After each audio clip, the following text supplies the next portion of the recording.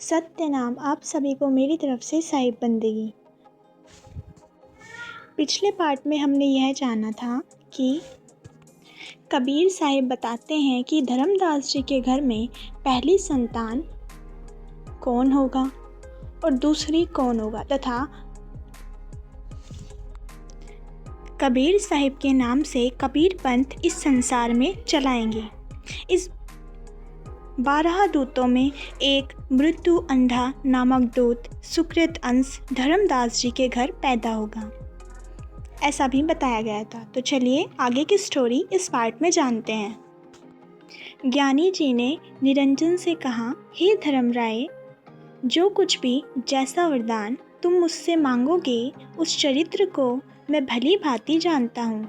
तुमने मुझसे कबीर साहिब के नाम से 12 पंथ चलाने का वरदान मांगा है।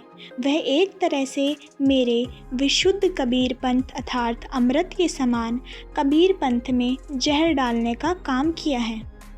तेरे 12 पंथ जीवों के लिए विष का ही कार्य करेंगे। जितना बुरा हाल जीवों का तुम्हारे 12 पंथों में आने से होगा, उतना बुरा हाल संसार के अन्य धर्म संप्रदाय मत तथा पंथों में जीवों के आने से नहीं होगा। हे निरंजन, तुझे मैं एक पल में मिटाकर अपनी कला का करिश्मा तुझे दिखा दूं और समस्त बंधित जीवों को तेरे बंधन से छुड़ाकर पुनः सतलोक भेज दूं। परंतु सत्य पुरुष के सत्य वचन बदल नहीं सकते। भले ही तुम्हारे द्वारा मेरे नाम के नाम से 12 पंथ चलाने का वरदान मुझसे ले लिया, फिर भी जो जीव दृढ़ निश्चय के साथ मेरे सत्यवाणी वचनों को पकड़ लेगा, उसे सत्यलोक पहुंचा दूंगा। ज्ञानी जी ने निरंजन से कहा, हे निरंजन, ये तुम्हारे 12 पंथ जीवों के लिए न्याय संगत नहीं है। फिर भी तुम्हारे आग्रह पर 12 पंथ चलाने का तुम्हें वरदान दे दिया।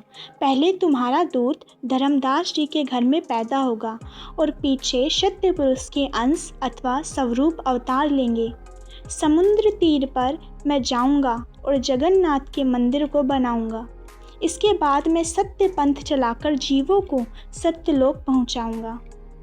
निरंजन ने निवेदन करते हुए ज्ञानी जी से कहा, हे साहिब, हंस तथा सत्य पुरुष के मेल मिलाप तथा सद्गुरु के प्रति भक्ति की निशानी मुझे दीजिए। जैसा आप अपने हंसों को दोगे, मुझे जीव पीव के मिलने का भेद अथवा सार शब्दों बताइए। उस भेद के अनुसार जो कोई हंस मुझे वह संधि छाप बतावेगा, उसके मैं पास में नहीं आऊँगा। मुझे सार शब्द का निशान दीजिए, यह आप मुझ पर दया कीजिए। ज्ञानी जी कहते हैं, हे निरंजन, अगर तुमको सत्य पुरुष से मिलने का भेद बता दूं, तो ऐसा करना जीवों के लिए अन्याय हो जाएगा तथा जीवों को भारी दुख हो जाएगा। तेरे छल को मैंने अच्छी तरह जान लिया है, परंतु मेरे ऊपर तुम्हारा दबाव नहीं चलेगा। मैं तुम्हें स्पष्ट कहता हूँ कि यह गुप्त भेद सार शब्द निरक्षक को तो मैं मेरे पास ही रखूँगा तथा मुक्ति रूपी पान बीड़ा मेरे पास ही रखूँगा। ज्ञानी जी ने कहा, हे निरंजन, जो कोई जीव मेरा नाम सुमरण कर लेगा, उसको तुम अपने बंधन में नहीं फंसा सकोगे। जीव द्वारा मेरा नाम स्मरण करने के उपरांत भी तुम उस हंस को सत्यलोक जाने से रोकोगे तो फिर तुम संसार में रह नहीं पाओगे। निरंजन ने ज्ञानी जी से कहा, हे ज्ञानी जी, अब आप संसार में पधारिए और सत्य पुरुष के नाम के सहारे जीवों को अपने लोक में ले जाइए। जो हंस आपकी महिमा का बखान करेगा, उसके पास में नहीं आऊँगा। जो भी जीव आपके चरणों में शरण ले लेगा, वह मेरे शीश पर अपने पैर रखकर सत्यलोक पहुँच जाएगा। निरंजन ने ज्ञानी जी से कहा, अब आप संसार में पधारिए।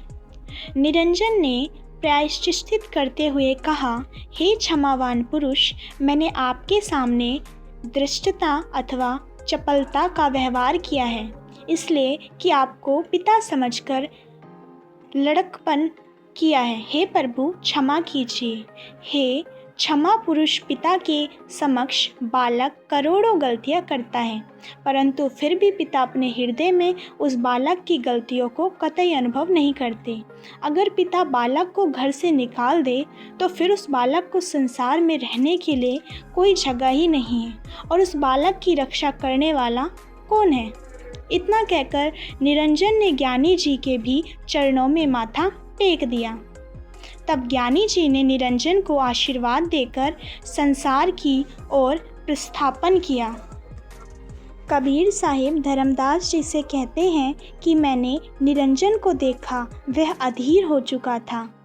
तब मैंने निरंजन के लोक झांझरी द्वीप से प्रस्थान किया और उस द्वीप से चलकर संसार सागर में आ गया। तब ज्ञानी जी ब्रह्मा के पास आए और ब्रह्मा को सत्य पुरुष के बारे में अवगत कराया। ब्रह्मा जी ने ज्ञानी जी के सदुपदेशों को चित्त लगाकर सुना और हृदयगम किया, और अपने उद्धार संबंधी कई प्रश्न ब्रह्मा जी ने ज्ञानी जी से पूछे तथा सत्य पुरुष स्वरूप ज्ञानी जी को पहचाना। जब ब्रह्मा जी चेत कर ज्ञानी जी से बहुत प्रभावित हुए तब निरंजन बड़े चिंतित हुए।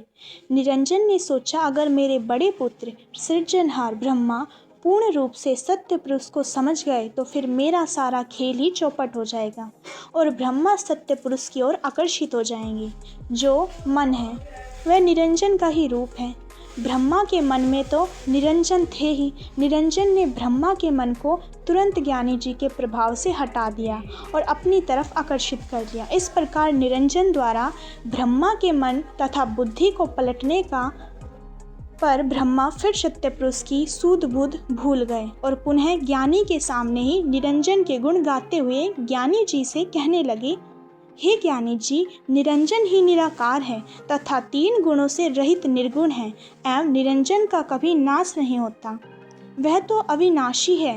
प्रकाश स्वरूप शून्य आकाश में निरंजन निवास करते हैं। निरंजन निराकार के संबंध में वेद भी साक्षी देते हैं तथा उनकी महिमा गाते हैं। मैंने निरंजन के प्रभाव को जान लिया है और अब मैं अलख निरंजन को ही मानूंगा। आगे की स्टोरी जानने के लिए नेक्स्ट पार्ट का वेट करें। Like and subscribe my channel. Thanks for watching.